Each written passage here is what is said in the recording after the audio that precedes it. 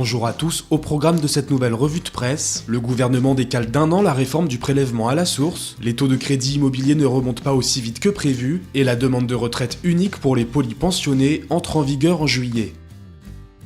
Une réforme reportée, mais pas abandonnée. Comme l'a annoncé le Premier ministre Édouard Philippe, la réforme du prélèvement à la source qui devait entrer en vigueur au 1er janvier 2018 a été décalée d'1 an. Elle serait donc appliquée au 1er janvier 2019. Le Monde.fr explique que l'entourage du président va profiter de ce nouveau délai pour réaliser un audit et expérimenter la mesure auprès d'entreprises volontaires. Toujours est-il que ce report n'a en tout cas pas fait que des heureux. Comme le rapporte le Figaro.fr, l'ancien secrétaire d'État au budget Christian Eckert affirme sur son blog que jamais un texte n'avait été aussi concerté et que rarement une étude d'impact n'avait été aussi conséquente. Il juge même qu'un report mal géré pourrait s'avérer dangereux.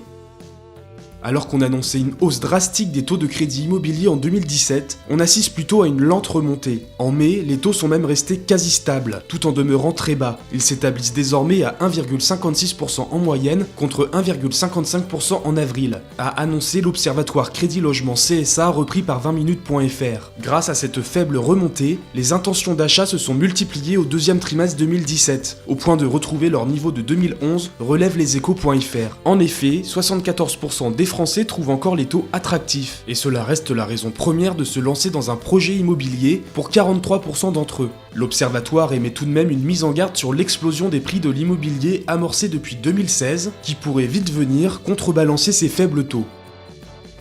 La demande et la liquidation unique de sa retraite pour les polypensionnés seront effectives à partir du 1er juillet 2017, explique Boursorama.com. Auparavant, les personnes ayant cotisé à au moins 2 régimes, parmi le régime général, le régime des salariés agricoles et le régime social des indépendants, devaient demander la liquidation de leur retraite auprès de chacun d'eux, et chaque régime versait une pension. Désormais, tout sera unifié dans le but de simplifier la vie des retraités. Pourtant, cette réforme ne fera pas que des gagnants, explique Capital.fr. Elle sera défavorable aux assurés ayant plus de 4 trimestres validés sur une même année entre plusieurs régimes et dont la totalité ne sera plus prise en compte.